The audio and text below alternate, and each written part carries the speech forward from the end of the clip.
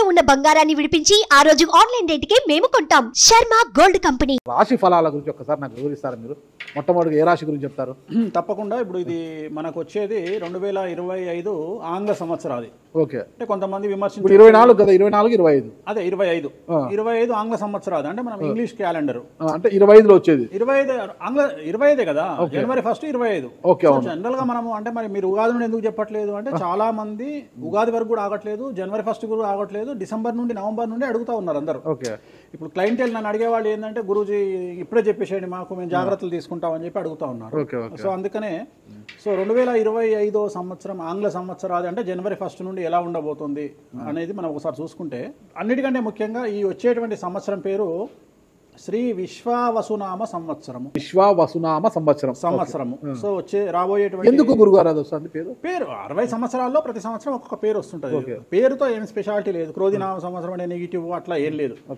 సంవత్సరాల్లో దీని పేరు విశ్వావసునామ సంవత్సరం. సో ఈ సంవత్సరానికి అధిపతి రాజు కాబట్టి, రవి కాబట్టి రాజు.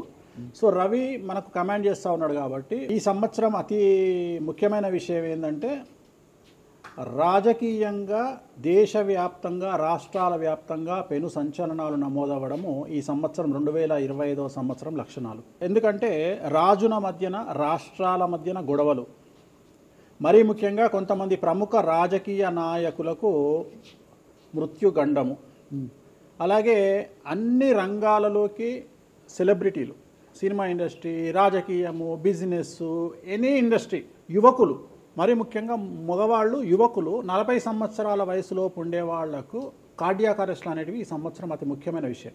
ఎందుకంటే ఆల్రెడీ మనం చూస్తున్నాం ఇప్పటికే, కానీ వాటి తీవ్రత పెరిగే అవకాశం ఉంది. కారణం ఏంటంటే రవి కమాండ్ చేస్తూ ఉన్నాడు కాబట్టి. రవి అంటే చర్మము, హార్టు, కళ్ళు, ఎముకలు. సో కరోనా లాంటి అంత పెద్దది కాకపోయినా ఒక సమస్య, ఒక వైరస్ మళ్ళీ ప్రపంచాన్ని బాధించే అవకాశం ఉంది.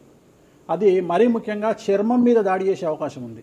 అంటే చర్మానికి సంబంధించినటువంటి ఒక సమస్యల బారిన పడి ఈ సంవత్సరము జనాలు వైరస్ బారిన పడే అవకాశం ఉంది మరీ ముఖ్యంగా. అలాగే ఇప్పుడు ఇంచుమించు 40 సంవత్సరాల లోపు యువకులకు కార్డియాక్ అరెస్ట్ అనేటువంటివి జరిగే అవకాశాలు కనిపిస్తూ ఉన్నాయి. అలాగే ఈ సంవత్సరం గుండెపోటు వల్ల మరణాల సంఖ్య చాలా ఎక్కువ. ఇదంతా 2025 జనవరి నుంచి ఎగ్జాక్ట్లీ. అలాగే ఈ సంవత్సరము ఎండల తీవ్రత చాలా ఎక్కువ, విపరీతమైనటువంటి ఎండలు ఉండే అవకాశం ఉంది. అలాగే ఈ సంవత్సరాలు ప్రపంచవ్యాప్తంగా అగ్నిపర్వతాల పేలుడు అనేటువంటిది ఈ సంవత్సరం గమనించాల్సినటువంటి విషయం. అలాగే ఈ సంవత్సరం మంచు పర్వతాలు కరగడం వల్ల వాతావరణంలో మార్పులు గమనించాల్సి ఉంటుంది ఈ సంవత్సరం. అలాగే అమెరికా దేశానికి విపరీతమైనటువంటి గాలి తుఫానులు, వరదలు ఈ సంవత్సరం కనిపిస్తూ ఉన్నాయి. అలాగే 1-2 దేశాల మధ్యన యుద్ధ వాతావరణం ఖచ్చితంగా ఉండి తీరుతుంది, లేదా యుద్ధం జరుగుతున్నాయి కదా, అది ఇంకా పెరుగుతుంది. ఇప్పుడు ఉన్నదానికంటే తీవ్రత పెరుగుతుంది అనేది. అలాగే మనకు 2025 సంవత్సరంలో సెప్టెంబర్ 7వ తేదీ 2025 సంవత్సరం ఆదివారం రాహుగ్రస్త సంపూర్ణ చంద్రగ్రహణం ఏర్పడుతుంది. ఇది కుంభరాశికి వ్యతిరేకమైన ఫలితాలు ఇస్తుంది. అలాగే వచ్చే సంవత్సరం అంటే 2025 సంవత్సరంలో మే 9వ తేదీ నుండి సరస్వతి నదికి పుష్కరాలు అనేటువంటివి ఏర్పడతా ఉన్నాయి. ఈ సంవత్సరము రాజకీయ నాయకులకు సంబంధించి మరీ ముఖ్యంగా ఇందాక మనం మాట్లాడుకున్నట్టుగా పవన్ కళ్యాణ్ గారికి ఏలినాటి శని వెళ్ళిపోతుంది. అలాగే లోకేష్ గారి జాతకరీత్యా, పవన్ కళ్యాణ్ గారి జాతకరీత్యా విపరీత రాజయోగం అనేటువంటిది కనిపిస్తూ ఉంది. జగన్మోహన్ రెడ్డి గారికి లేదా రాజయోగం వల్ల? ఇప్పుడు లేదు, ఈ సంవత్సరం లేదు. అంటే 2025 సంవత్సరంలో లేదు. 29 కన్నా ఉందా? అది మన తర్వాత మాట్లాడుకోవాలి. ఓకే. 25లో మాత్రము నేను అనేది ఏంటంటే ఇప్పుడున్న స్థాయి కంటే వీళ్ళిద్దరికి ఇంకా పై స్థాయికి వెళ్లే అవకాశం ఉంది, లోకేష్ బాబు గానీ పవన్ కళ్యాణ్ గారు కానీ. అదే నాకు అర్థం కావడం, వాళ్ళిద్దరు మంత్రులే, నాకు అర్థం కాదు. ఇంకా ఇప్పుడు ఉన్నటువంటి పదవుల కంటే కూడా గొప్ప పదవులను వీరు పొందేటువంటి అవకాశాలు కనిపిస్తున్నాయి. రాజ్యసభ తీసుకుని కేంద్రానికి వెళ్తారా? కేంద్ర మంత్రులు వెళ్తారా? కేంద్ర మంత్రులు వెళ్తారా? పెద్దదే కదా, కేంద్ర మంత్రి అనేది పెద్దది కదా. సో అది ప్రభాస్ గారి జాతకంలో చాలా అనుకూలమైనటువంటి ఫలితాలు, శుభవార్తలు వినేటువంటి అవకాశాలు కనిపిస్తా ఉన్నాయి. వివాహం అవుతుందా చెప్పలేము, ఎందుకంటే తులారాశి కాబట్టి వివాహం కావచ్చు. సో ఫ్యాన్స్ కి ఇది పండగనే, పెద్ద పండగనే. ఓకే. సో ఇది ఓవరాల్ గా ఇంకా బేసిక్ డీటెయిల్స్, అంటే ఓవరాల్ 2025లో ఎలా ఉంటుంది. సో ఇప్పుడు మనం రాశుల గురించి కనుక తీసుకున్నట్లయితే ఎలా ఉంది, రెమెడీస్ ఏంటి? నెక్స్ట్ తులారాశి. సో ఈ సంవత్సరం కొద్దిగా సమస్యాత్మకంగా ఉండబోయేటువంటి కాంట్రవర్షియల్ రాశిది 7వ రాశి తులారాశి. 2025 సంవత్సరం తులారాశి వారికి ఆదాయం 11, వ్యయం 8, రాజపూజ్యం 2, అవమానం 2. వీరి జీవితంలో 6వ స్థానంలో శని సంచారం వలన విపరీతమైనటువంటి అనుకూలతలు గోచరిస్తున్నాయి. 98% అనుకూలమైనటువంటి ఫలితాలు వీరికి ఉండబోతున్నాయి.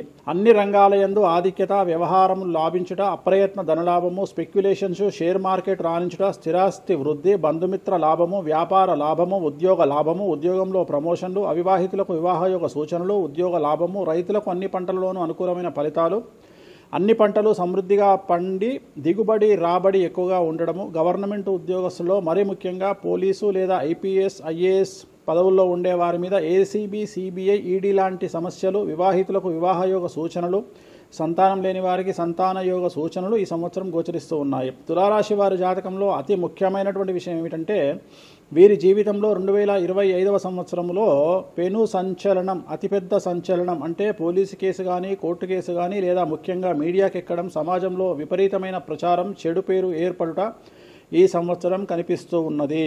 వీరికి సంబంధించినటువంటి దోష నివారణ అంటే గురువారం నాడు పసుపు రంగు దుస్తులు ధరించడం, అలాగే తిరునల్లార్ శనీశ్వర ఆలయంలో ప్రత్యేకమైన శని పూజ నిర్వహించుకోవడం ద్వారా సమస్యల నుండి బయటపడతారు. అన్నీ మీరు 12 రాశుల గురించి చెప్పారు గురుగారు. అట్లా ఎక్కువగా ఒక పూజ మాత్రం ఎక్కువగా చెప్పారు, చాలా మంది కూడా చెప్పారు. తిరునల్లార్ శనీశ్వర ఆలయం శని ఎఫెక్ట్. ఓకే, ఎక్కువ మందికి తిరునల్లార్ చెప్పినా అక్కడ ఎంత 450 రూపాయలు ఉంటుంది పూజ. అది తిరునల్లార్ పాండిచ్చేరిలో ఉంటుంది. అక్కడికి వెళ్ళి పూజ చేసుకుంటే సరిపోతుంది. ఇది పేరును బట్టి ఈ రాశుల ప్రకారం ఇలా ఉంటుందని మీరు రాశారా, లేకపోతే వాళ్ళ డేట్ ఆఫ్ బర్త్ ప్రకారం? నక్షత్రం బట్టి, నక్షత్రాలు వాళ్ళకి అర్థమైపోతుంది వాళ్ళ నక్షత్రాన్ని బట్టి. అశ్విని నక్షత్రం మేషరాశి, భరణి నక్షత్రం మేషరాశి, పుష్యమి నక్షత్రం కర్కాటక రాశి. మీ రాశి నా రాశి ఒకటే. నా రాశి అయితే నాకు తెలియదు గురుగారు. మీది వృశ్చిక రాశి. మీది అదేనా? మరి ఎలా గురుగారు ఈ మధ్యన బాగానే ఉందంటారు? మనకు బాగుంది, ఇంకా మన రచ్చనే, ఇంకా రచ్చనే రచ్చనే. ఇక ఎట్లా రచ్చ? ఇంత వివాదాలు అవుతున్నాయి, ఏం కథ అసలు? ఇంకా లైఫ్ అన్నప్పుడు ఇప్పుడు రేవంత్ రెడ్డి ఉన్నాడు. రేవంత్ రెడ్డి ఎన్ని కష్టాలు అనుభవిస్తే సీఎం అయినాడు అంటే ఇక కష్టం తర్వాత సుఖం రెడీగా ఉంటుంది. ఓకే, ఇప్పుడు కష్టపడ్డారు కాబట్టి మీకు సుఖం ఉంది అంటారు. మీకు కాదు, మళ్ళీ మీకు మనకు అందరికీ. ప్రతి మనిషి జీవితంలో పండ్లున్న చెట్టుకే రాయి దెబ్బలు, అంతేగాని పళ్ళు లేని చెట్టుని ఎవడు పట్టించుకుంటాడు? పళ్ళు ఉంటేనే దాన్ని రాయి చేస్తారు. అట్లనే మనం కూడా అంతే అండి. వేణుస్వామి అంటే పూజలకు పెట్టింది పేరు.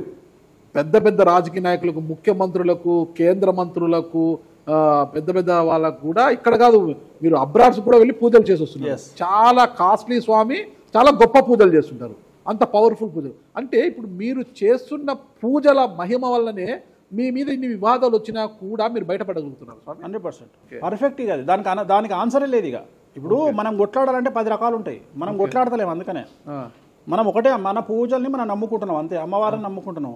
ఇప్పుడు ఒక్కొక్క సమస్యకి ఒక్కొక్క అమ్మవారు పరిష్కరిస్తారు దశమహావిద్యల్లో. మనం అదే చేస్తున్నాం. ఇప్పుడు నేను ఒకటే మాట చెప్తా, కాంట్రవర్సీస్ వచ్చినాయి, మీరు అడిగినరు, ఎన్ని సమస్యలు వచ్చినాయి.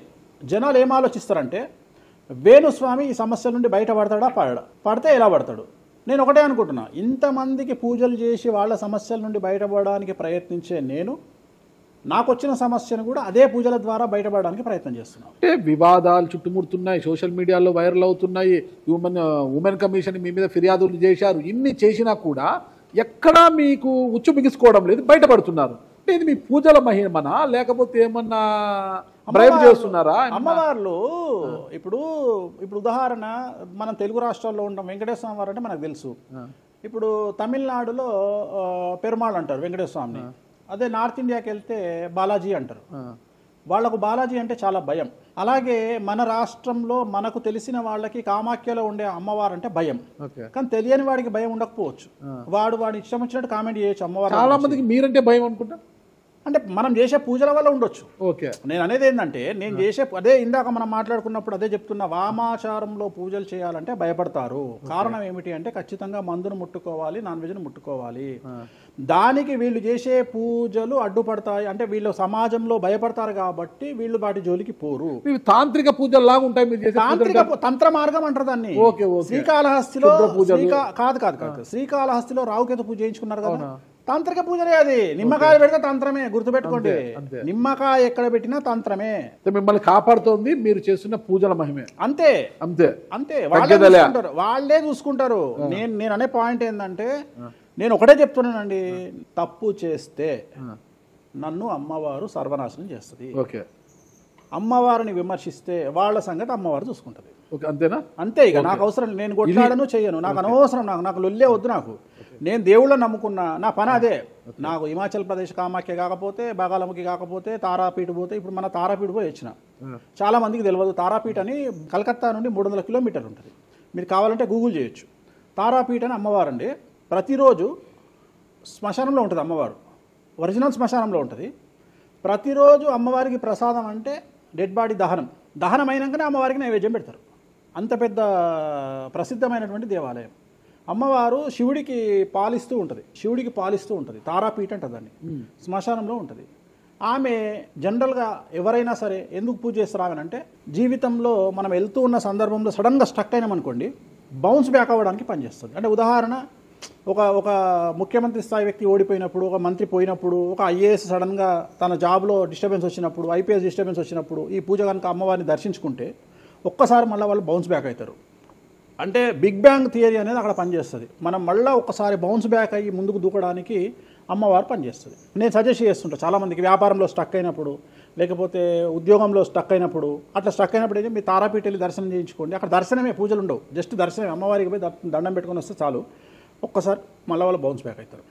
ఒక పాయింట్కి నాకు ఆన్సర్ చెప్పి ముగించేసా, చాలా కాలాతీతమైంది. చివరికి ఇరికిస్తున్నారా ఇది? లేదు ఏం లేదు. ఇప్పుడు ఏపీలో అంటే గత ప్రభుత్వ హయాంలో, వైసీపీ హయాంలో వీళ్ళ మీద కేసులు పెట్టారు. ఇప్పుడు వీళ్ళ అధికారం వీళ్ళ మీద కేసులు పెడుతున్నారు కదా. ఈ కేసుల పరంపర ఇలా కొనసాగి జగన్మోహన్ రెడ్డి గారు జైలుకి వెళ్ళే అవకాశం ఉంది. వచ్చే సంవత్సరం మే 9వ తేదీ వరకు అవకాశం ఉంది, దాటితే లేదు. ఇది ఓవరాల్గా వేణుస్వామి గారు ఇచ్చారు. మీకు ఏదైనా అనుమానాలు ఉన్నా డైరెక్ట్గా వేణుస్వామి గారికి ఫోన్ చేయండి, మీ అనుమానాలను నివృత్తి చేసుకోండి. థ్యాంక్ యూ గురుగారు, నమస్తే. ఓకే, ఓం నమో వెంకటేశాయ.